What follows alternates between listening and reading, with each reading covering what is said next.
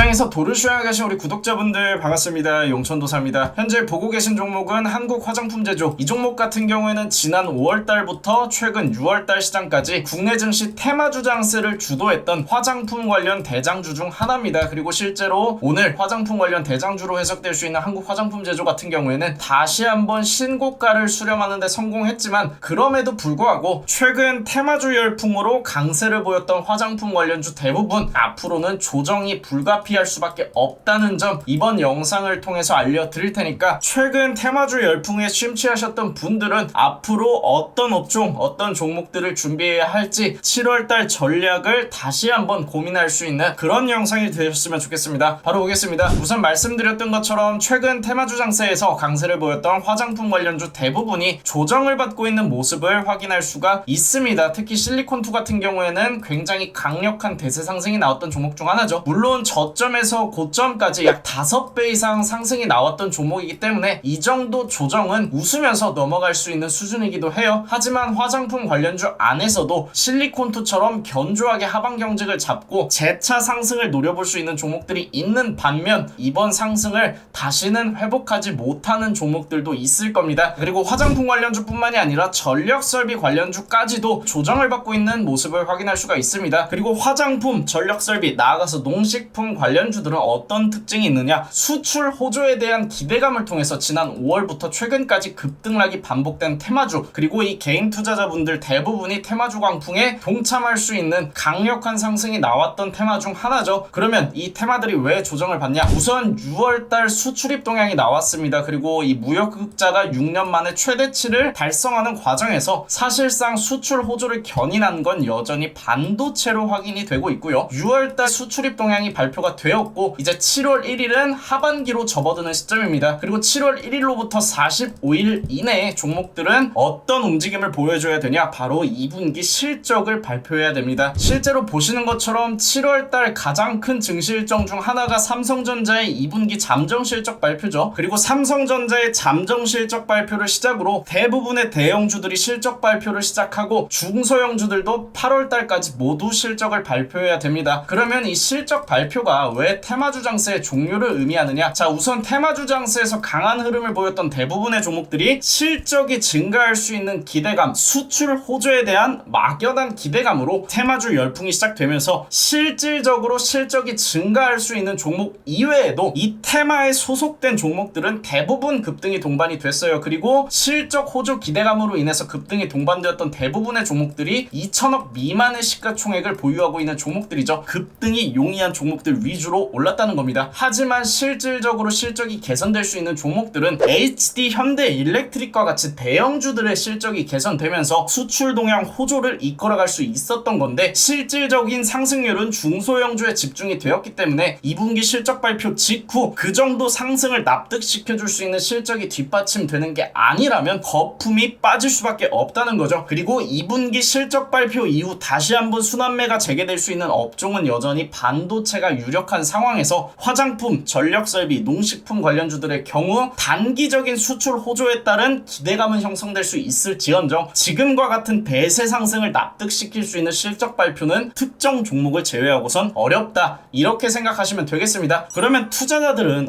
이 종목들 실적 좋다고 해서 수출 잘하고 있다고 해서 매수를 했는데 까보니까 실적이 좋은 건 대장주들이었네 라고 생각하는 순간 당연히 차익 실현 물량이 나올 수 있겠죠. 그래서 정리를 해드리면 테마주 열풍은 7월달로 종료가 될 겁니다. 그리고 말씀드렸던 것처럼 테마주 열풍을 주도했던 화장품, 전력설비, 농식품 수출 호조에 따른 테마주 광풍은 사실상 단순 기대감에서 형성이 되었기 때문에 특히 전력설비 같은 경우에는 AI 고도화로 인한 전력난이 심해진다고 하더라도 분명히 해결할 수 있는 방안이 하반기 이후에 나타날 거고 이걸 대체할 수 있는 재생에너지가 개발이 되고 있고 또 전력설비는 수출 호조가 진행된다고 하더라도 교체 시기가 굉장히 길게 형성이 되어 있기 때문에 정해진 캐파가 존재한다는 점, 그리고 화장품 관련주들 같은 경우에는 사실상 클래시스처럼 구조적으로 수출 호조를 이끌어갈 수 있는 특정 종목들을 제외한다면 화장품 수출을 이끌어갈 수 있는 회사는 10대 개가 안 되는, 사실상 지금처럼 테마주 광풍은